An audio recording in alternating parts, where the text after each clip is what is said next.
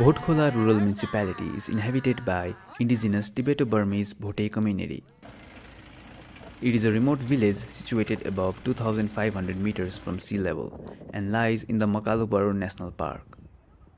The buffer zone area is highly vulnerable to climate change. Agriculture is the main source of livelihood of people where forest is the only alternative. People often use open hearth stove for cooking and heating purposes. Household chores like cooking, family care, collecting firewood, and farm work is under a woman's responsibility. Indigenous women are not aware of indoor air pollution and its impact in their health, despite the fact that they invest half of their time in the kitchen alongside their children. Firewood is the only source of energy here for the indigenous community. Indoor air pollution is imminent. Besides that, carbon dioxide, carbon monoxide, and ash particles pose a serious health risk to indigenous women. There have been several reports and cases of people suffering from various health problems including respiratory tract infection, skin irritation, eye infection, cataracts, cardiovascular diseases, and many more. The burden of collecting timber is always more upon women. This has posed issues of forest degradation. Being a buffer zone to a protected area also means risks are always high from animal attacks. People are outraged by increasing wild animals near settlement. This has led to misconception of forest conservation among local residents.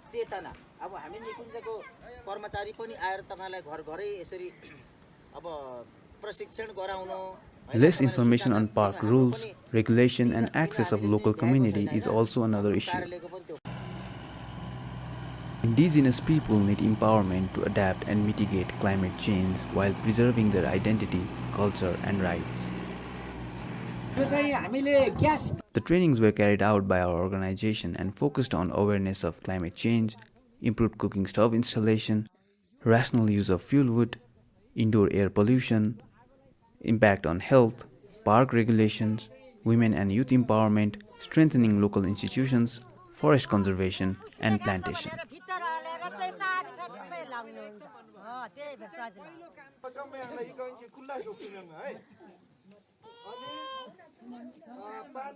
As a result, 3 villages with 151 households now have converted their kitchen into smoke-free kitchen by enhancing capacity of indigenous women, youth, and community-based organizations.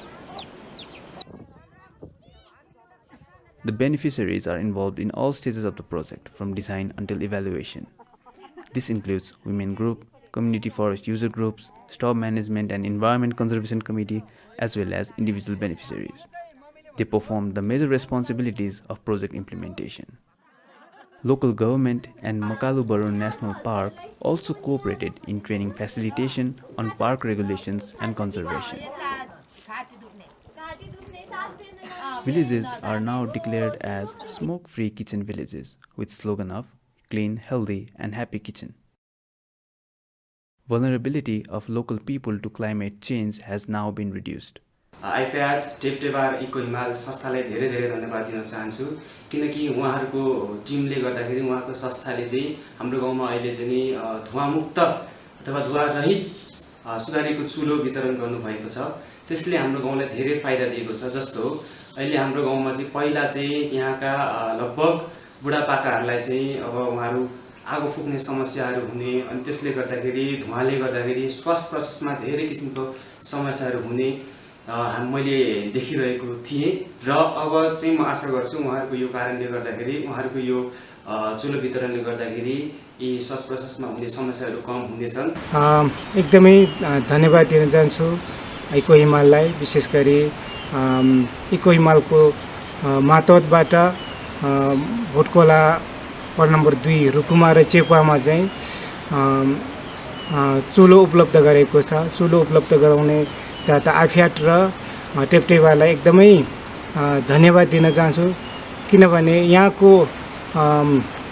गाउँलाई चाहिँ एकदमै धुवारहित बनाएर स्वास्थ्यमा एकदमै सहयोग पुर्याइदिनु भएको छ। अब घर नै सफा हुने भयो बाहिर धुवा जाने भयो हैन अनि त्यसपछि त्यस्तै भाडाहरु पनि सबै सफा हुने भयो हैन अनि आगो फुक्न अरू बेलाभन्दा अलिक सजिलो हुने भयो अहिले दाउरा पनि कम लाग्ने भयो Tried to bring a external consultant there to check whether our research is valid or not, and the external consultant check the validity of this consumption, firewood consumption. He used the on-the-spot water boiling test.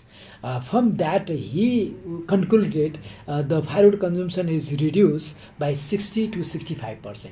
So it is even more than our research. So it proves that 54% reduction is, of course, is valid. The project has helped minimize park-people conflict by empowering community forest user group and individuals. The project has also empowered local indigenous communities to seek their rights. One of the major project success is that the local government has included the project concept in the policy level. Right technology and locally adaptive models are always replicable. Replication of the project in wider range in neighboring villages and mountain communities throughout Nepal will have a positive impact on livelihood of indigenous communities. Several key lessons have been learned from the project. If rightly involved and empowered, indigenous people are capable of their own development. Meaningful involvement of indigenous women and youth has ensured adaptation of new technology and sustainability of the project. Locally accepted small initiations and minor changes in the kitchen can have huge impact on health of indigenous people. Despite the natural disaster and COVID pandemic, the project has achieved more than its intended target through the support of indigenous people. We are grateful to IFAD, Tip Foundation and the Glacier Trust UK.